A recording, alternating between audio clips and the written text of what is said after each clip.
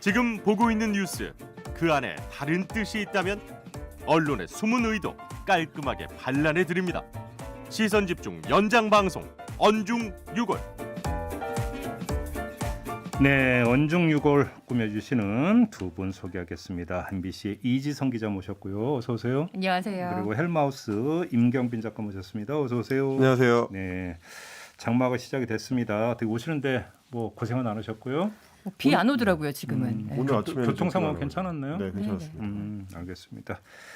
자, 오늘도 이제 본격적으로 이야기를 해봐야 되는데 오늘도 그분입니까? 오늘도 그분입니다. 네. 매주 나오시네요. 네, 이분. 뭐 이렇게 출연료라도 드려야 될 것 같아요. 요즘 가지고는 그 국회 기자실 얘기는 지난주에 본방송에서 많이 말씀하셨었고요. 윤석열 전 검찰총장 기자실 방문 이야기하는 거죠. 그렇습니다. 네. 아이고 하도 자주 나오다 보니까 제가 누군지도 소개를 안 하고 바로 그만큼. 네. 네. 지난주 금요일에 이제 장모의 법정 구속이 있었습니다. 유죄 판결이 있었고, 예. 그 뒤에 이제 언론들에 대한 대응을 어떻게 하고 있느냐 이 문제를 조금 짚어보려고 준비를 해봤습니다. 예. 처음 나왔던 거는 이제 캠프 측의 입장이었는데 윤석열 캠프 측에서는 별도 입장이 없다라고 밝혔고요. 예, 조금 있다가 이제 본인 입장이 나왔는데 본인의 입장은 법 집행에 여외가 없다. 이 원론적 입장이고 어떻게 보면 이제 정치 선언을 하던 그 기자회견에서부터 이제 쭉 일관되게 얘기하고 있는. 네. 예, 그게 이제 다시 한번 강조된 게 엊그제 이제 지난 3일에 권영세 의원하고 국민의힘 권영세 의원하고 만났던 현장. 거기 이제 기자들 앞에 섰을 때 네. 또 질문이 나오니까 제 주변의 일에 대해서 제가 어떤 사적인 입장을 표현하는 것은 맞지 않다. 이제 이렇게 얘기를 했습니다. 그러니까 지금 보면은 일관되게 이번 사건은 사생활에 관한 문제고 이 공적으로 발언할 만한 그 사안은 아니다라는 입장을 좀 펼치고 있는 것 같습니다. 네. 특히나 이제 캠프 같은 경우는 선을 좀 명확하게 그어가지고 이 대선 캠프하고는 그 사안이 이제 상관이 없다는 식의 이야기를 이 논지를 펴고 있는데 그거에 대해서 이제 계속 그 지적이 나오는 거는 일단은 대선 캠프에 지금 네거티브 팀에서 활동하고 있는 게 이제 송경식 변호사라는 인물인데 이 사람이 그 장모 최 씨의 변호를 지금 담당하고 있는 상황에서 그렇게 딱 선이 그어지냐라는 거 하고 이 문제에 대해서 이제 사과나 유감 표명도 한마디 없이 유체 이탈 화법을 하고 있다라는 게 또 여권의 그 공격 포인트이긴 합니다. 네. 네, 그래서 이제 지금 이야기하는 것처럼 윤석열 전 총장의 입장대로 이게 선이 그어지는 문제인가, 혹은 이제 본인이 해명하지 않아도 되는 문제인가. 그리고 이제 이준석 대표가 조금 전에 인터뷰를 했습니다마는 이 연좌제가 없는 나라다라는 이야기로 이제 충분히 빠져나갈 수 있는 사안인지 또 우리 언론들이 또 이제 이 부분에 대해서는 어떤 식으로 검증을 포인트를 잡아가야 될지 요 좀 고민이 좀 필요할 것 같습니다. 어떻게 보세요, 이지성 기자는? 자, 연좌제 당연히 적용되면 안 됩니다. 안 되는데 그거는 정말 내가 본인이 그 사건에 대해서 어떤 그 가족의 어떤 일에 대해서 정말 철저히 몰랐고 관여한 적이 없다라는 명백한 어떤 사실이 전제가 돼야 할 거고요. 근데 과연 이 사안에서 윤석열 지금 이 전 총장은 벗어날 수 있느냐? 아무도 여기서 당당하게 벗어날 수 있다라고 말할 수 없을 거예요. 왜냐하면 그 당시에 최 씨, 장모 최 씨만 유일하게 기소가 되지 않으면서 좀 불분명하게 흘러간 부분 많이 다 드러나 있잖아요. 그렇죠. 그리고 윤석열 전 총장은 SBS와의 인터뷰에서도 아니 우리 장모와 관련해서 문제가 있었다면 나를 당시에 검찰총장에서 끌어내렸어야 될 일이지 이제 와서 할 얘기냐라고 얘기를 하고 있는데 그 말은 연관을 이미 시키고 있다는 얘기거든요. 철저히 분리를 하고 있었다면 이런 말조차 나오지 말았어야 하는데 뭐 그 당시에 문제가 되지 않았기 때문에 그 당당하게 그럼 그 당시에 날 검찰총장에서 끌어내야지 그랬냐라고 하지만 결국 그 말을 했다는 것 자체가 연관을 지을 수밖에 없는 상황인 거고 지금 다시 이 장모가 기소가 됐다는 거는 네. 그 당시 불분명하게 우리가 명백하게 해소되지 않는 상황에서 혼자만 기소가 되지 않았던 거기 때문에 이거는 본인이 당연히 해명을 해야 될 사안인 거죠. 이 사안에서 특히 좀 그 시기에 대한 타임라인을 조금 한번 제대로 정리를 해서 전달을 할 필요가 있다고 생각하는 게 지금 윤석열 전 총장은 그건 이제 처가 일이고 나하고는 직접적인 상관이 없다. 나는 모르는 일이다라는 입장을 견지를 하고 있는데 사실은 이게 이제 처가 일로 뭉개기가 조금 어려운 것이 문제의 그 요양병원 부정 수급이 일어난 게 이제 2013년부터 2015년까지고요. 그리고 김건희 씨하고 이제 윤석열 전 총장이 결혼을 한 게 2012년 연말입니다.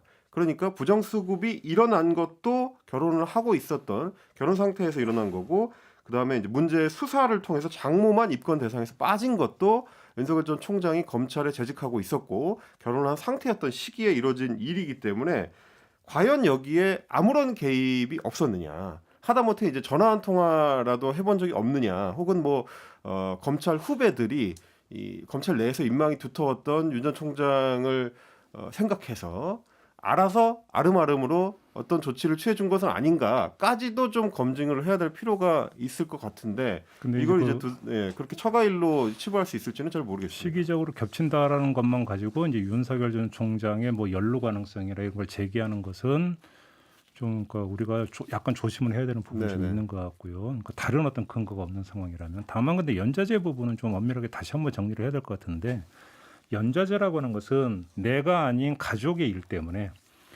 내가 어떤 그 대한민국의 구성원으로서 법률적 행정적 행위를 하는데 제약이 돼서 결격 사유가 되는 경우, 그래서 법률적 행정적 불이익을 받는 경우를 연좌제라고 하는 거거든요. 그러니까 무슨 얘기냐면, 장모가 법정 구속됐으니까 당신은 대선 후보 자격이 없으니까 대선 후보 자격을 박탈한다면 그건 연좌제가 되겠죠. 그렇죠. 그죠? 근데 지금 당신은 대선 후보 자격이 없으니까 나오지 말라라는 이야기를 하는 게 아니잖아요. 다만 그 건에 대해서 본인의 입장이 무엇인지를 좀 국민 앞에 소상히 밝혀라. 이거는 연좌제로 연결될 수 있는 성질의 문제는 일단 첫째는 아닌 거고. 그렇죠. 대선 후보에 나오지 말라가 아니라 그러니까요. 명백히 밝혀라라고 하는 거니까. 그러니까요. 그다음에 이제 두 번째 같은 경우는 본인과 가족 문제. 예를 들어서 이런 거겠죠. 자, 그 후보자 같은 경우는 본인의 어떤 재산 내역, 병역 기록, 그다음에 함께 전과 기록도 이제 공개를 하게 돼 있지 않습니까? 네. 신고를 하게 돼 그렇죠. 있는데, 법의 논리를 따르면, 그러니까 그 전과 기록이라는 것은 이미 법률적 처벌이 모두 완료가 된 것이기 때문에 그 법률적 행위에 대해서 이제 본인의 책임은 다 끝난 거예요. 그렇기 때문에 그 법률적 책임을 다시 묻기 위해서 전과 기록을 공개를 하는 게 아니라, 국민들이 이 사람의 됨됨이를 파악하는 데서 하나의 참조 사항이 될 수 있다고 보기 때문에 그 전과 기록을 공개하도록 하는 거잖아요. 이렇게 놓고 본다면 국민의 평가 대상이 꼭 법률적 자격 요건이 아니라는 게 오히려 거기에 들어가는 거고, 그렇게 놓고 본다면 도덕성이라는 범죄에서 가족의 문제는 당연히 포함이 될 수 있는 거 아니냐, 이렇게 이제 볼 수가 있는 거겠죠. 그렇기 그렇습니다. 때문에 네. 연좌제냐 아니냐는 이야기는 제가 볼 때는 전혀 논란의 핵심이 될 수가 없다. 요즘은 좀 분명히 좀 정리를 해야 될 것 같아요. 네. 그잖아요. 그래서 이제 우리 언론들이 이제 그런 부분들을 좀 질의를 하고 싶은 건데, 질문을 하고 싶은 건데, 지금 이 사안이 터지고 난 뒤에 윤석열 캠프나 윤석열 전 총장 측이 언론 대응의 방향에 대해서 이제 또 문제 제기가 나옵니다. 이 분리하면 전원 정치냐라는 얘기가 나올 수밖에 없는 게, 지난 금요일에 장모의 판결이 나오는 날에 윤석열 캠프 측에서는 공식적으로 일정이 없다, 공개 일정이 없다라고 이제 공지를 했습니다. 그래서 이것만 하더라도 공개 일정을 안 갖는 것 자체가 기자들한테서 이제 혹시 불편한 질문이 나올까 봐서 피하려고 일부러 일정을 비운 거 아니냐라는 지적이 1차적으로 나왔는데, 문제는 이 일에 그 일정이 진짜로 없었는가 했는데, 나중에 캠프 측에서 나온 보도 자료에 따르면 박정희 전 대통령 기념관 도서관, 그리고 이제 기념관하고 이제 김영삼 전 대통령 도서관, 이거를 연속 방문했던 거를 나중에 이제 공개를 했습니다. 사진하고 이제 방명록 사진하고 뭐 이런 것들을 같이 해서.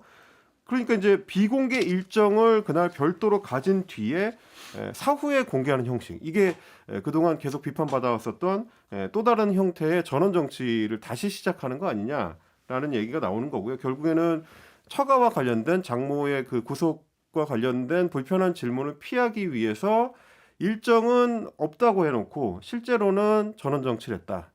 이런 얘기가 이제 또 나오게 되는 겁니다. 정치 선언 이전으로 바로 돌아갔더라고요. 그렇습니다. 근데 뭐 그거는 예를 들어서 저는 왜 그렇게 했는지를 솔직히 좀 잘 모르겠는데, 네. 그래서 이제 그것이 어찌 보면 이제 그 장모 판결이 나오는 날이기 때문에 피하기 위해서였다. 그것도 사실은 좀 뭐한 게, 뭐 영원히 피할 수 있습니까? 아니잖아요. 그럼 기자들은 그 나오기만 하면 그부터 마이크 들이대고 이제 질문을 할 텐데, 그렇죠. 하루 피한다고 해결이 되냐고요. 그잖아요. 그래도 계속 뉴스는 뉴스로 덮인다고 덮일 만한 성질의 것은 아니지만 그 당일날만큼 질문이 쏟아지지는 않겠죠. 며칠 미루게 되면. 그러니까 이제 저는 결론적으로 그 생각을 했는데 윤석열 전 총장이 지금 자신의 위치를 정확히 아직도 인지를 못하고 있는 거 아니냐는 생각을 했어요. 뭐냐면 그 법 적용에 누구도 예외가 없다라는 발언은 만약에 검찰총장 자리를 유지하고 있었다면 그 말이 정답이에요. 그거는. 그 말이 정답인데 지금 본인은 검찰총장이 아니라 대선 후보 그렇죠. 아닙니까? 유력 후보. 그렇기 때문에 저 말은 정답이 될 수가 없어요. 네. 무슨 얘기냐면 자, 뭐 법 적용에 예외가 없다라고 하는 원칙을 강조하고 나는 원칙이기 나는 그래서 일체 관여를 하지 않고 있다라고 하는 어떤 표명은 검찰총장에서 당연히 해야 되는 그건 정말 모범 답안인데 대선 후보로서는 자, 이 가족의 문제가 불거진 왜 그러냐면 대통령이 되겠다는 사람이라면 대통령이 되고 난 후에 저 사람이 어떻게 행동할 건가를 국민은 미리 한번 판단해 볼 수 있는 여지가 있는 당연히 그렇죠. 그런 권리가 있는 네. 거예요. 국민의 입장에서는. 그러면 대통령이 된 사람의 친인척 관리라고 하는 것은 대한민국 현대 정치사에 엄청나게 큰 문제였어요. 그렇기 때문에 이 사람이 만약에 대통령이 된다면 친인척 관리를 어떻게 할 것인가라고 하는 그 기조를 알기 위해서 가족 문제가 불거졌을 때 이거에 대해서 어떻게 대처하는지를 보고자 하는 것은 국민들의 평가의 권리죠. 근데 국민들의 평가의 권리에 대답을 안 한 거죠. 그렇죠. 그렇기 때문에 이거는 어떤 본인의 선택의 문제가 아니라 어쩌면 제가 볼 때는 의무를 지금 져버린 것이다. 그렇게 보는 게 오히려 맞는 거 아니겠습니까? 그 사실 지금 이제 검증의 과정을 거치고 있는 건데 저는 야권에서 나오는 얘기에 좀 주목을 했었던 게 야권 뭐 핵심 관계자라는 사람의 이제 인용 발언을 해가지고 이제 기사에 이런 게 나왔더라고요. 악재 자체보다도 악재에 대응하는 자세와 기술을 자기들이 눈여겨 보고 있다라는 얘기인데 지금 말씀하신 것처럼 친인척 관리에 대한 부분이 검증 들어가는 거가 1차적이지만 동시에 이제 이런 사안이 불거졌을 때 대선 후보로서 혹은 이제 앞으로 이제 국정을 책임지겠다라고 하는 사람으로서 이 사안들을 어떻게 다뤄내느냐를 지금 이제 우리 언론들은 굉장히 좀 주목을 해서 보고 있는 거고요. 그렇기 때문에 계속해서 질문을 던지는 건데 장모가 지금 구속 수사를 받게 됐는데 구속이 됐는데 이거 어떻게 생각하느냐, 어떤 입장이냐, 어떻게 다뤄갈 거냐라고 질문을 하는 것 자체를 피하려고 하는 것 같은 이런 문제가 지금 이제 야권에서 봤을 때는 대선 후보로서의 윤석열의 실력을 검증하는 과정으로 좀 보고 있는 것 같은 거죠. 근데 그러면서 동시에 국민의힘에서는 우리가 보호해 줄 테니, 당이 보호해 줄 테니, 당이 위기 관리해 줄 테니 입당하라고 또 메시지를 보내고 있잖아요. 그러니까요. 그러니까 이제 이런 얘기가 나오는 배경 중에 또 하나가 사실은 윤석열이라는 대선 주자가 미디어에 비춰져서 여기까지 오게 된 핵심 중에 하나는 굉장히 좀 지르는 방식의 거침이 없는 그 모습이 미디어를 통해서 비춰 보여지면서 그걸로 이제 힘을 받은 거였는데 언론이 붙인 표현은 직진 스타일. 그렇죠. 네. 뭐 나는 뭐 사람을 섬기지 않는다라고 했었던 뭐 국정감사장에서 그 발언에서부터 시작된 거였기 때문에 그리고 또 이제 지난해 국정감사 때도 여당 의원들에 맞서서 이제 자기 할 말을 다 하는 그런 어떤 직진 스타일과 직설적인 스타일에 이제 사람들이 끌렸던 건데 막상 대선 주자로 후보 검증 테이블에 오르니까 말을 굉장히 조심하고 뭐 어떻게 보면 좀 하나마나한 원론적인 입장만을 반복적으로 밝히고 자신을 향한 이제 직접적인 질문들을 좀 피하는 것 같은 모습을 보이니까 이게 지금까지 우리가 기대했던 모습과 굉장히 다른데 이거 어떻게 된 거지? 그렇기 때문에 또 이제 기자들은 반복 질문하게 되는 이런 어떤 반복적인 어려움에 처하게 되는 상황인 것 같다 그런 생각을 좀 하게 됩니다. 알겠습니다. 윤 전 총장이 뭐 이전에 뭐 전원 정치 계속하고 신비주의를 고수해 갈 때 뭐 아직 정치 선언을 공식적으로 하지 않아서 그럴 수도 있겠다. 아니면은 뭐 아직은 정치가 익숙하지 않아서 검찰 스타일에만 익숙해져 있어서 그러겠다라고 생각을 했는데 정치 선언을 하고 난 이후에 캠프가 꾸려지고 진영이 꾸려지고 주변에 참모들도 많이 있는 상황에서 또다시 이렇게 전원 정치를 이어가는 걸 보면서 많은 우려가 생기는 게 어떤 부분이냐면요. 혹시나 뭐 내년 대선에서 혹시나 윤석열 전 총장이 대통령이 되는 상황이 생긴다고 가정을 해봤을 때 다시 한번 이 밀실 정치로 돌아가는 것이 아니냐. 뭐 고대 중세 왕들도 그렇게 했었고 뭐 고대 뭐 과거에 과거가 아니라 종교들이 또 그런 특징을 가지고 있죠. 결국 본인을 드러내지 않고 관리를 통해서 뭐 제사장을 통해서 선지자를 통해서 얘기를 하죠. 그런 밀실 정치가 다시 재현될 수 있겠다라는 우려가 생기더라고요. 제가 볼 때는 전원 정치도 문제지만 전원 정치의 결과를 보니까 참 문제다라는 저는 생각을 해요. 네. 왜냐하면 전원 정치를 하는 이유는 날 것 그대로의 메시지 전파가 이제 뭔가 발생시킬 수 있는 실수 거기서 나올 수 있는 정치적 화 이걸 그 우려하기 때문에 전원 정치를 하고 그래서 간접적으로 걸러지는 시스템에서 그러니까 그 메시지 관리를 한다 이런 거잖아요. 그래서 나온 결과가 뭡니까? 법 적용에는 예외가 없다라는 게 전원 정치의 결과잖아요. 근데 지금 우리가 지적하는 것은 법 적용에 예외가 없다라는 그 메시지 자체의 어떤 그 적절성을 따지는 거기 때문에 근데 그게 걸러진 결과로서 전원 정치의 결과물이라면 그게 더 문제다. 그렇죠. 무슨 얘기냐면 전원이 이루어지는 과정에서 사실은 국민적 어떤 그 눈높이나 국민적 정서가 거기에 또 스며들어가면서 다시 조정되는 과정이 없는 거잖아요. 따져보면 결과적으로는. 그러면 실력이 전원- 없다는 얘기랑 연결이 될 예? 수가 있는 거고 실력이 없다는 것과 그러니까 연결이 그렇게 연결이 그래서 전원 정치 그 자체의 행태도 문제지만 그것이 어떤 그 메시지 관리의 효율성을 기하기 위한 것이라면 지금 이게 지금 효율적인 것인가의 근본적인 문제를 좀 따져볼 필요가 있다. 네. 이 말씀까지만 좀 드리겠습니다. 뭐 그래서 사실 저는 이제 거기서 연결해서 한마디만 좀 더 보태드리자면 이번 주에 윤석열 캠프에서 이제 민생 투어를 한다고 지금 밝히고 있습니다. 네.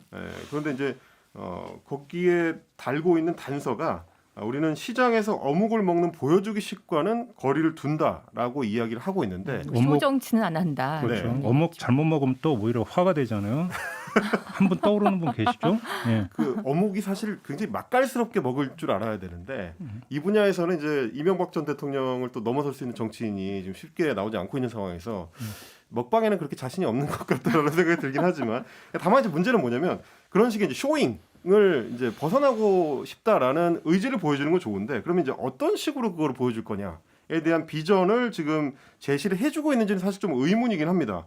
그러니까 왜냐하면 기존에 했었던 그 행동 양태를 가지고 이제 추론을 할 수밖에 없는데 기존에 보여줬던 게 결국에는 견학 정치 혹은 뭐 교수들하고 이제 만남을 통한 뭐 면담 정치 이런 식의 이제 행보였기 때문에 어묵을 안 먹고 결국 다시 이제 교수들을 만나게 된다면 그게 과연 지금 이야기하는 것처럼 이제 서민들하고 교감하고 그걸 통해서 현장 행보와 연결된 어떤 정책 행보를 보여줄 수 있을 거냐. 이 부분에 있어서는 약간 좀 의문이 되는 부분이고 이제 기존 정치 문법을 따르지 않겠다는 선언은 좋은데 그럼 이제 그걸 넘어설 수 있는 대안을 지금 윤석열 캠프에서 충분히 갖고 있는지 혹은 그거를 이제 보여주고 있는지에 대해서는 약간 의문부호가 찍히는 것 같다. 이게 좀 제 판단입니다. 알겠습니다. 자, 아무튼 윤석열 전 총장 측의 메시지 관리는 이전에 흔히 보았던 모양새는 아니다. 네. 이건 확실하게 좀 말씀을 좀 드릴 수가 있을 것 새로운 같고요. 지평선을 열고 있다. 자, 다음으로 한번 넘어가 보죠. 지금 이제 지난주에 가장 좀 핫했던 이슈 중에 하나가 조선일보 이동훈 전 논설위원 윤석열 캠프의 전 대변인이기도 하고요. 네. 이분하고 이제 엄성섭 TV조선 앵커의 금품 수수 의혹이었습니다. 예. 뭐 조금 전에 저희 이제 박주민 의원하고 인터뷰 하시는 자리에서도 제2의 김학의 사건이 될 것 같다라는 이야기를 좀 해주셨었는데 굉장히 좀 사안이 좀 커지고 있는 양상입니다. 정관, 언이 다 얽혀 있는 이제 저는 박영수 특검이 등장할 거라고 깜짝 놀랐습니다. 전혀 예상을 못했는데 예. 그러니까 처음에는 그냥 이제 좀 규모가 큰 사기 행각 정도로 생각이 되던 게 언론과 관계가 이제 다 얽혀 있는 좀 거대 사건도 좀 커지고 있는 양상인데 네. 여기에서 이제 이동훈 전 논설위원이 골프채 같은 금품을 받고 향응을 제공받은 혐의, 엄성섭 전 앵커 역시 마찬가지로 수입차 등의 이제 금품을 수수받은 혐의로 지금 이제 수사를 받고 있습니다. 입건이 됐는데 문제는 조선일보와 TV조선이 이 사안에 대해서 제대로 된 보도를 하고 있지 않다는 겁니다. 이게 이제 현직 언론인으로서 금품과 향응을 받은 거는 그 자체로 언론 윤리에 대한 어떤 심각한 위배이기도 하지만 또 마찬가지로 청탁금지법을 위반한 중대 범죄이기도 하고요. 이 단순한 이제 사생활 사안이 아닌 건데 그래서 성역 없는 감시를 표방할 거라면 이제 언론들이 이 사안을 누구보다도 적극적으로 다뤄야 되는데 지난주에 그 언론들의 보도 행태를 점검을 해봤을 때는 최초 보도를 했었던 JTBC 그리고 이제 추격 보도를 했던 경향신문, 한겨레 정도를 제외하고는 대다수 언론이 보도가 제대로 이루어지지 않거나 MBN처럼 보도를 하긴 했는데 한 줄 다루는 정도로 그치거나 이랬었고요. 심지어 조선일보하고 TV조선 당사자들은 아예 관련 보도가 단 한 건도 나오지 않았습니다. 그러다 보니까 과연 조선일보나 TV조선에는 자기들의 그 핵심 인력이 관여된 이 사건에 대해서 어떤 입장을 갖고 있는 건지. 이런 게 좀 이제 궁금증을 저는 자아내고 일단 있는 좀 거죠. 두 가지 점이 있는데 하나는 첫째 그 사기꾼인 김모 씨의 입장에서 언론인들에게 이렇게 그 금품을 뿌려야 되는 이유가 뭐였을까? 사실 이게 이제 먼저 점검이 돼야 되는 거잖아요. 그렇죠. 뭐 지금 이제 보도이기 때문에 정확한 사실관계는 수사 결과 발표를 좀 봐야겠습니다만 지금 이동훈 전 논설위원 같은 경우는 수백만 원대의 골프채를 받았다는 거고 엄성섭 전 앵커 같은 경우는 여러 차례 접대를 받았고 또 뭐 중고차 그게 수입차랍니까? 뭐 중고차를 받았다 이런 지금 뭐 의혹이 이제 제기가 됐던 건데 이거저거 다 떠나서 일단 김모 씨의 입장에서는 언론인한테 이렇게 금품을 뿌려야 되는 이유가 뭐냐? 그럼 도대체 그러니까 그냥 그 자선을 한 건 아닐 거 아닙니까? 간단하죠. 뭐 검사에게 뿌리는 거는 수사의 편의를 언젠가라도 받기 위해서고 언론에게 뿌리는 거는 언제든 언론 플레이가 가능하도록 하기 위한. 근데 사전 그 정지 범위를 작업인 거죠. 넘어서서 사실은 이동훈 전 대변인의 경우에는 다른 국회의원을 또 연결해 줬다는 거잖아요. 그렇죠. 이렇게 놓고 본다면 보도 과정에서의 어떤 마사지 용으로 좀 뿌렸다보다는 오히려 언론인들의 인맥을 타고 들어가려고 했던 그런 측면이 있다라는 건데. 두루두루 가능한 효용성이 있다고 봤겠죠. 그러니까요. 자, 이 부분에서 정말로 쉽게 하면 그렇게 된다면 드러난 혐의점만 놓고 본다면 그건 브로커짓이잖아요. 그잖아요. 네. 그렇습니다. 언론인이 네. 이게 있을 수 있는 일이냐라는 것이죠. 그다음에 두 번째는 지금 그 한때 언론계를 끊임없이 어떤 뭐냐면 괴롭혔고 문제가 됐던 게 촌지 관행이었습니다. 네. 그죠? 그 봉투에 1, 20만 원 들어있는 촌지를 갖고도 그렇게 언론계 내부에서 말이 많았고 자정 이야기가 그렇게 많이 났고 지금은 저는 많이 근절이 됐던 걸로 알고 있었었는데 오히려 덩어리가 엄청 더 큰 규모가 더 커진. 덩어리가 엄청 더 큰 이런 게 터져버리면 도대체 뭐냐? 언론인의 도덕성 지수는 이 문제를 좀 따져야 되는 거잖아요. 두 가지잖아요, 사실. 그렇죠. 저는 15년 기자 생활하면서 한 번도 구경을 해본 적이 없는데. 그러니까, 아니, 그러니까 기자 생활 어떻게 한 거예요, 도대체? 예전에 방송국에서 일할 때 보면 그 가끔 이제 연배가 좀 있으신 분들이 후배 기자들한테 아이고 니네는 좋은 시절 다 가고 들어와가지고 참 안타깝다 뭐 이런 얘기를 하시는 분들이 종종 있었는데 그런 얘기를 한다고요? 네, 그렇더라고요. 근데 그분들이 혹시 이제 이런 걸 기대하고 말씀을 하신 건가 싶은 생각이 좀 들어서 씁쓸하긴 합니다. 제가 정정 한번 할게요. 네. 구경을 한 번도 못하지 않. 딱 한 번 구경한 적이 있네요. 구경만 했었는데. 구경이요? 예. 네, 2009년도에 어디 지방에 출장 갔다가 뭐 네. 저만 간 게 아니라 뭐 방송사들 다 같이 갔었던 풀 취재였거든요. 자동차 안으로 봉투를 던져 출발할 때 취재 끝나고 출발할 때 각 사의 자동차 안으로 봉투를 던지시더라고요. 그걸 다시 우리가 밖으로 던지고 그걸 주워 다시 던지고 우리가 또 던지고 창문을 닫는 그런 왜 돈 재밌는 갖고 그래? 왜 에피소드들이 돈이 뭔지라고? 아니 무슨 의좋은 형제도 아니고 말이죠 이게. 그걸 2009년도에 그 봉투 한번 구경해 본 기억이 있네요. 네. 그렇게 밖으로 던지고 우린 도망갔던. 많이 두껍던가요? 제가 사실 제대로 만질 겨를도 없이 밖으로 다시 던지느라고. 안 듣고 요즘 5만 원짜리도 있는데 뭐. 아, 하긴 그렇네요. 예.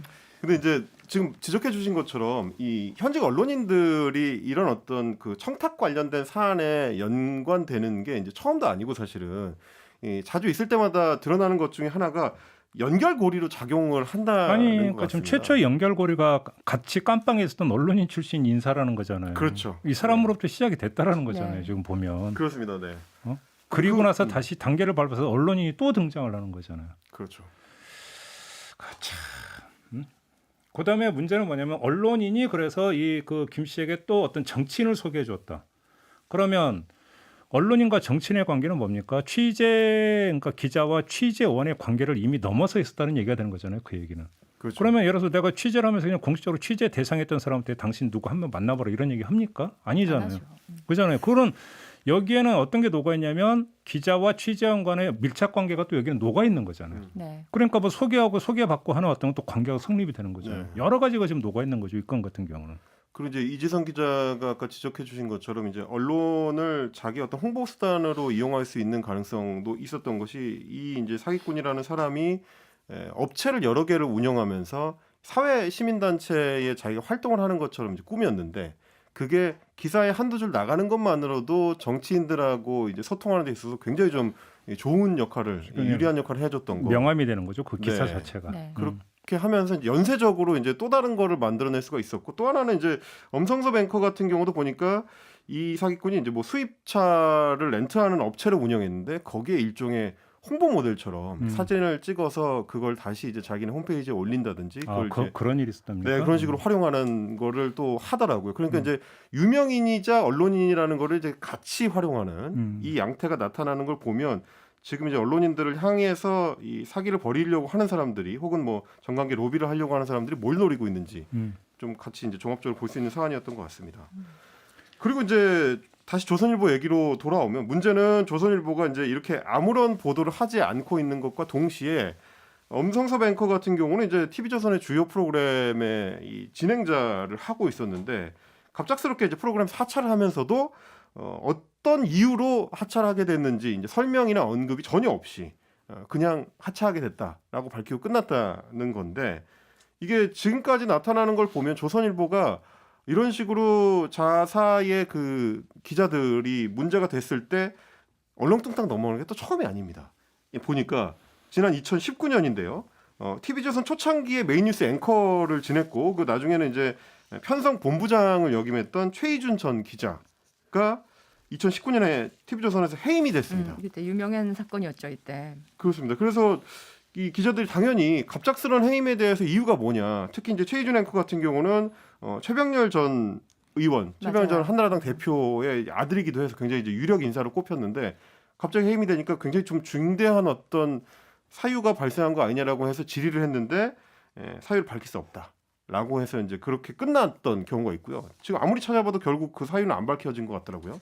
2016년에도 마찬가지로 송희영 주필이 그 당시에 기사 청탁 대가로 대우조선에 향해서 금품 향응을 받은 사실이 드러나가지고 사표를 내고 이듬해 기소까지 됐었습니다. 이때 이제 이 사건을 계기로 해가지고 조선일보가 자사 재직 기자들의 이 윤리를 좀 언론인으로서 이제 윤리를 좀 이렇게 바로잡기 위해서 윤리 규범이라는 걸 만들었는데 이 윤리 규범을 만든 뒤에 2019년에 박수환 문자 사건이라는 게 터졌습니다. 네. 박수환 씨가 이제 홍보 대행사 대표를 지냈던 이제 로비스트인데 이것도 역시 이 경우에도 마찬가지로 정관계 로비의 창구로 언론인들을 활용하기 위해서 이제 금품 향응을 제공하고 심지어는 이제 자녀 취업을 청탁하는 그 사안들이 다 이제 문자를 통해서 드러났던 사건인데 조선일보 부장급 인사들이 8명이 연루가 됐었는데 역시 마찬가지로 제대로 된 그 사과나 조치나 혹은 그 윤리 규범에 의한 처벌도 이루어지지 않았고요. 실제로도 수사가 이루어지지 않아서 그냥 흐지부지 끝났습니다. 이 사건 같은 경우도. 이런 것들을 봤을 때 조선일보가 만들어 놓은 그 윤리 규범을 자사 기자들한테 제대로 적용을 하려는 어떤 의지가 있는지 이번에 이동훈 엄성섭 사건에서 어떻게 다루는지를 좀 지켜봐야 될 이유인 것 같습니다. 그 회사 입장에서 소속원들의 일거수일투족을 전부 다 감시할 수는 없죠. 감시해서도 안 되고 사실은 그렇기 때문에 회사의 방침과는 그러니까 상관없이 어떤 일이 터질 수는 있다고 저는 생각을 해요. 그렇지 않습니까? 그래서 어떤 뭐 사전 예방이라는 것도 제가 볼 때는 그러니까 규범을 만들고 준칙을 만들어서 계속 사내 교육을 하고 추진을 시킨다 하더라도 일은 터질 수는 있죠. 근데 문제는 터지고 난 다음에 그럼 회사는 어떻게 이제 책임 있는 그런 태도로 보이는가? 네. 지금 헬마스가 이제 지적하는 문제는 바로 그거잖아요. 그렇습니다. 그리고 이제 그것이 특히나 대외적으로 어떤 그 시사 문제와 관련해서 메시지를 전달하는 창구 역할을 했던 사람이 그랬다라고 한다면 그것이 지면이나 화면에 어떤 그 신뢰도에 미치는 영향이 바로 있는 것이기 때문에 특히나 그래야 된다고 생각하는데 그 부분에서 입장 표명이 없다라는 점. 지금 헬마스는 바로 그 점을 좀 지적을 하고 있는 것 같습니다. 다른 언론사들을 보면은 뭐 이걸 보도로까지 하지 않는 언론사도 회사 입장에서 사과문을 내는 게 너무 당연합니다. 대부분 그렇게 하고 그렇죠. 있고요. 네. 근데 사과조차 하지 않았다. 게다가 이게 완전히 개인적인 비위가 아니라 어쨌든 기자로서의 직업과 관련이 된 비위 행위임에도 불구하고 회사 입장에서 이런 불미스러운 일에 사과를 하지 않는다는 거는 정말 이해할 수 없는 처사입니다. 그 이게 사실 조선일보가 보도를 전혀 안 했다는 거를 제가 지적을 드리긴 했지만 실제로 JTBC, 경향, 한겨레를 제외하고 다른 매체들도 거의 제대로 보도가 안 됐어요. 한두 건 정도 그래서 MBC도 나오는데 두 꼭지를 한 걸로 알고 있는데. 그렇죠. MBC도 네. 그렇고. 똑바로 주세요. MBC도 굉장히 강력하게 다루긴 했는데 다른 매체 바로 말고 다른 매체들이 너무 한두 줄로 넘어가는 거예요. 심지어 이제 뭐 매일경제나 이런 데서는 왜 문제가 됐는지는 안 다루고 문제가 연루가 됐다는 정도로만 언급을 하고 넘어가는 걸 보고 아니 이게 소위 말하는 언론의 동업자 정신이 발휘되는 현장인가 싶은 생각이 좀 드는 게 뭐 사실 그동안에도 언론사의 재직자들이 문제가 됐을 때 그 사안을 집중적으로 뭐 제대로 이제 보도하지 않고 그냥 얼렁뚱땅 넘어가는 경우들이 워낙 많았었기 때문에 업계 사람들끼리는 서로 뭐 이런 정도는 그냥 눈 감아 주자라는 어떤 합의가 있는 건지 그거에 대해서 계속 지적이 되어 왔었는데도 불구하고 이번에도 또 마찬가지 행태가 벌어지는 거 아닌가라는 좀 생각이 들긴 했습니다. 자, 조선일보와 TV조선은 그러니까 사과는 다 당연히 했어야 하는 거죠. 근데 네네네. 보도조차 하지 않았다는 것까지는 뭐 자사일이니까 그렇다고 넘어간다고 해봅시다. 한국경제도 보도를 하나도 안 했더라고요. 그러게요. 전 그것도 정말 신기하더라고요. 네. 알겠습니다. 자, 이 정도로 가름을 하고요. 네. 마지막 이야기로 좀 넘어가죠. 어떤 겁니까? 자, 마지막 이야기는 이제 미디어 관련된 이슈를 좀 준비를 해봤습니다. 저희가 그 동안에 이제 그 인터넷 매체들의 광고성 기사에 대한 얘기는 몇 번 말씀을 드렸었는데 네. 지난 주에 이제 KBS에서 보도한 내용을 보니까 이 광고성 기사는 물론이고 여론 조작을 하려는 어떤 행태 그걸 이제 회사들을 상대로 이제 판매를 하기 위해서 일종의 기사 판매죠. 네. 여론 조작을 하려는 행태 그리고 심지어는 그렇게 해서 만들어진 매체를 판매를 하는 행태까지 이제 종합적으로 좀 추적을 해가지고 보도를 했습니다. 그래서 이 업체들의 이제 광고성 기사 의뢰 행태를 좀 발굴을 했는데 실제로는 존재하지 않는 유령 기자들을 동원을 해가지고 광고성 기사를 작성해서 네이버 포털에 이제 쏴주고 이미 책정된 단가에 따라서 뭐 200만 원, 300만 원, 500만 원 하는 식으로 돈을 받는 거. 쉽게 말하면 이제 매대 빌려준 거잖아요. 매대 빌려. 그렇죠. 그렇습니다. 네, 저희가 한번 지적을 했었던 건데 음. 이번에 또 이제 KBS에서 좀 발굴한 추가적인 그 사실관계는 얼마 전에 이게 아마도 이제 삼성이 아닌가라는 의혹이 들긴 하지만 재벌 회장의 사면 찬성 여론이 굉장히 높다라는 이 관련 기사들이 쏟아졌던 예. 그거를 추적을 해봤더니 사실상 데이터를 동원하는 듯한 뉘앙스를 풍기는 그런 이제 업체들이 있었다라는 겁니다. 이게 그래서 무슨 말이에요? 데이터를 동원한다 이게 무슨 말이에요? 이런 식의 기사에 맞춰서 예. 데이터를 만들 수 있다라는 듯한 데이터라는 게 조회수 뭐 이런 걸 이야기하는 건가요? 뭘 얘기? 데이터라는 게 뭘 얘기하는 거예요? 여론조사 결과, 아, 여론조사 결과를 조작을 한다고. 여론조사 결과를 이 기사의 그 논조에 맞출 수 있다는 식의 이제 이야기를 하는 이건 형사 이건 고소사인데 범죄 행위인데요? 사기잖아요. 이건. 그렇습니다. 지금 그 이제 KBS 보도에 따르면 그런 얘기였습니다. 특히 이제 기업을 대상으로 해가지고는 단가가 굉장히 높아지는데 뭐 2천만 원, 3천만 원, 5천만 원까지도 이야기를 하면서 우리가 이제 이런 식의 이야기들은 여론조사를 붙여서 기사를 만들어 주겠다. 이런 얘기가 이제 덧붙여서 들어가 있었고요. 아마도 여론조사를 돌리는 그 단가까지를 포함해서 이 단가 책정을 하는 것 같습니다. 그러겠죠. 여론조사까지 네. 붙인다라고 한다면 그렇겠죠. 그런데 이제 우리가 알다시피 이제 여론조사는 그 이제 조사 항목을 어떻게 만드느냐, 문구를 어떻게 만드느냐, 어떤 식으로 이제 여론조사를 돌리느냐에 따라서 결과가 굉장히 달라질 수 있기 때문에 네네네. 그 시점에 사면 찬성 여론조사 결과 기사들이 쏟아져 나온 것도 아마 이런 식의 이제 기사 동원 행태가 있었지 않느냐라는 의혹을 가질 수 있는 이 그런 내용이 지금 들어 있었습니다. 사실 우리가 교수들의 연구 용역 논문도 우리가 100% 믿어서는 안 되는 게 사실 교수들도 이 연구비를 어디서 주느냐, 어디서 이 그렇지. 연구비가 들어오느냐에 따라서 그 돈이 들어오는 그 주체의 입맛에 맞게 연구 논문을 얼마든지 쓸 수 있다고 학계에서 다 암암리 얘기를 하고 있거든요. 그렇죠. 그렇다고 그런 상황이지만 그렇다 하더라도 여론조사는 엄연히 여론조사는 데이터 방법론이 다 나와 있고 이거를 어긋나지 않게 해야 된다는 이게 법적 구속력이 있는 데이터임에도 불구하고 이것까지 조작을 할 수 있고 이게 심지어 광고까지 하고 있다는 게 이거 너무 충격적인 일인데요. 그 사실 이제 저는 방송 작가 하고 있을 때 실제로 이런 어떤 유령 기자로 활동하는 알바 자리를 제안받은 적이 있어가지고 범소 직접 네. 직접이요. 어떤 제안이었는데? 제가 하진 않았는데 그 당시에 이제 저한테 제안했던 분은 이 모 대형 그 의료 뭐랄까 병원 프랜차이즈에서 이제 홍보 쪽에 일을 담당하고 있는 사람이었는데 그 얘기를 하더라고요. 이제 의료 관련 이슈들이 생기면 발빠르게 이제 어뷰징 기사를 생산을 해내는데 네. 그거와 관련된 보도 자료를 써달라는 거였어요. 그럼 예를 들면 뭐 축구 국가대표팀 경기가 있었는데 뭐 유명한 선수가 경기 도중에 이제 부상을 입었다, 뭐 햄스트링 부상 이런 걸 입었다라고 하면은 그거를 연결고리로 해가지고 햄스트링 부상이 왜 발생을 하는지, 그거에 맞는 운동법은, 그걸 예방하기 위한 운동법은 어떤 게 있는지, 문제가 생겼을 때는 병원에 어떻게 가서 어떤 치료를 받으면 좋은지를 얘기하는데 맨 마지막에 결국에는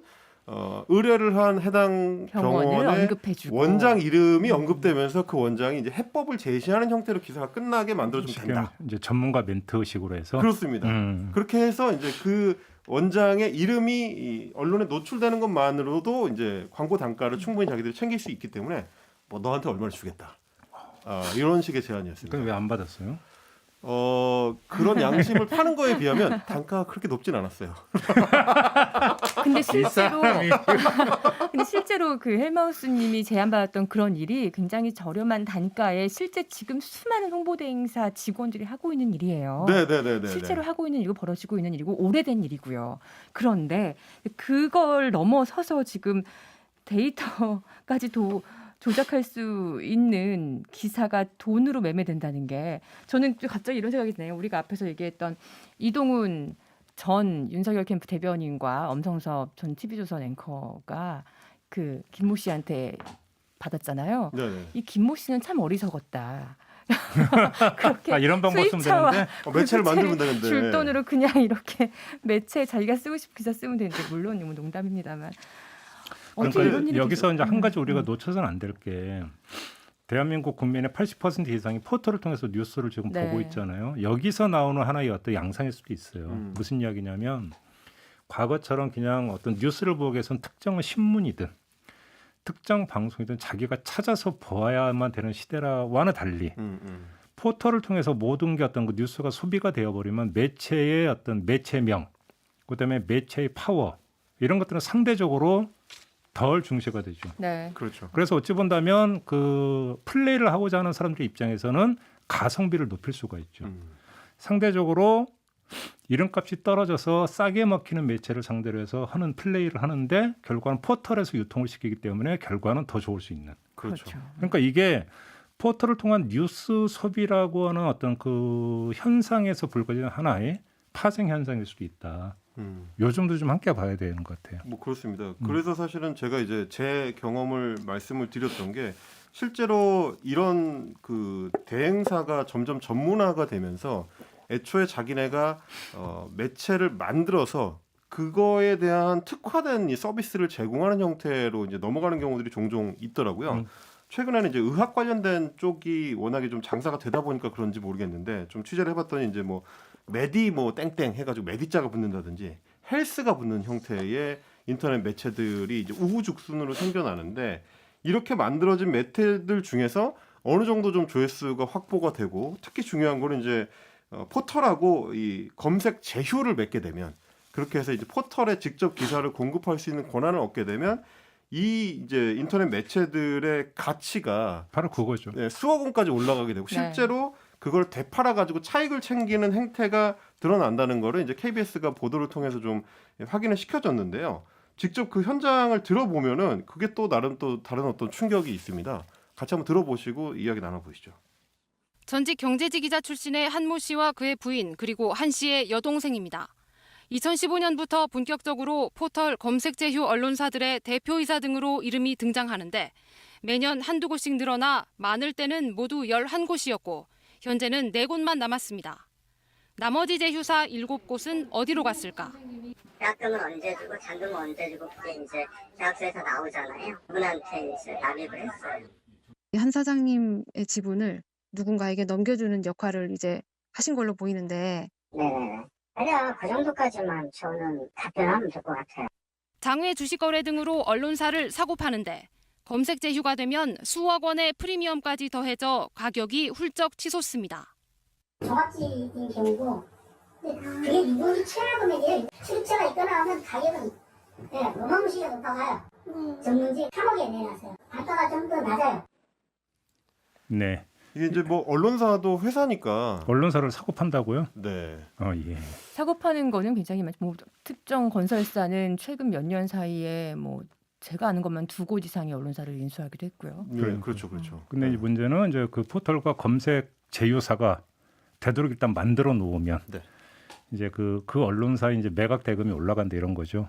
쉽게 방금 말하면 보여- 비상장, 상장 이런 차이라고 보시면 될 것 같아요. 네이버 검색 제휴가 되느냐 안 지금 이제 되느냐는. 그 부동산 떴다방 말고 네. 언론사 떴다방이네요. 그러면 네. 그죠? 이 사례가 제일 대표적인 사례일 것 같아요. 이제 경제직 기자 출신이라서 이 업계 생리가 어떻게 돌아가는지를 꿰고 있는 사람이 이 루트의 어떤 허점을 찾아내는 거죠. 이게 네이버 포털 사이트의 서비스 제공을 어떻게 하면 들어갈 수 있는지, 검색 제휴 업체를 어떻게 하면 들어갈 수 있는지를 아주 잘 알고 있는 사람이고, 그러니까 이제 한 열 몇 개씩이나 이제 매체를 만들어 놓고 그 중에 하나라도 걸리면 그렇게 해서 검색 제휴가 되면 월척을 낚는 셈이 되는 거라서 수억 원의 차익을 남기고 대파는 그래요? 이런 행태가 벌어진다는 겁니다. 거래 금액이 수억입니까? 그래요? 지금 이야기를 보니까 전문지가 그러니까 한 3억 가족- 정도. 가족 단위로 지금 뭐 11개까지 네네네. 만들었었다는 거 아니에요? 저 비즈니스 모델인 것 같은데. 굉장히 좀 그 완성된 형태의 비즈니스 모델이 아닌가. 네. 좀 보니까 이제 KBS 같은 경우는 이제 취재진이 지금 네이버 포털 검색 제휴 업체 관련된 거를 다 이제 등기부를 떼봐가지고 확인을 했을 때 좀 가장 대표적인 사례로 이걸 꼽은 건데, 이 정도 수준이 아니더라도 한 서너 개 업체를 굴리면서 그 중에 검색 제휴가 이루어지는 경우에 이제 되파는 그런 사례는 굉장히 좀 많다고 하더라고요. 저건 정말로 이제 그 언론 문제가 전 세계적으로 나타나고 있는 공통된 문제가 있고, 한국에서만 유독 도드라지게 나타나는 문제가 있는데, 저 문제 같은 경우는 한국에서 도드라지게 나타나는 문제 같아요. 왜냐하면 포털 의존도가 너무나 높기 때문에. 네. 그렇죠. 외국 같은 경우는 그러지는 않잖아요. 그잖아요. 거기서 빚어지는 문제 가운데 하나인 것 같은데, 정말 참 할 말을 잃었습니다. 저건 언론사라고 볼 수가 없죠. 저걸 어떻게 언론사라고 보겠어요. 그잖아요. 광고 대행사죠, 광고 대행사. 그러니까. 네, 광고 대행사고. 그리고 뭐 저희가 계속 이제 포털 얘기도 해왔습니다만은, 포털 입장에서는 어떻게든 좀 그 사각지대를 차단하기 위해서 이런저런 장치들을 고안해내고 있는데, 그 장치 중에 하나가 이제 검색 제휴 업체라는 거를 이제 따로 제도적으로 만들어서 좀 수준 미달인 업체들은 매년 이제 평가를 해가지고 퇴출시키기도 하고 이제 이런 안전장치를 두고 있는 건데, 오히려 지금 같은 경우는 그 안전장치의 허점을 이용해가지고 새로운 비즈니스 모델을 만들어내는, 그러니까 이제 대안이 있으면 대응이 있는 그런 상황이라고 좀 볼 수 있을 것 같습니다. 방송 끝나고 좀 자세히 좀 알려주세요, 저한테. 제가요? 네. 그걸 알면 제가 여기 이러고 있겠습니까? 아, 그런 거요? 그럼 더 취재를 해 와야지. 알겠습니다. 아이고, 입맛 있습니다. 오늘 이 정도로 하죠. 네. 네, 좀 고생 많이 하셨어요. 헬마우스 임경빈 작가, MBC 이지성 기자와 함께했습니다. 고맙습니다. 감사합니다. 마무리하고 저도 물러가고요. 내일 다시 인사드리겠습니다. 고맙습니다.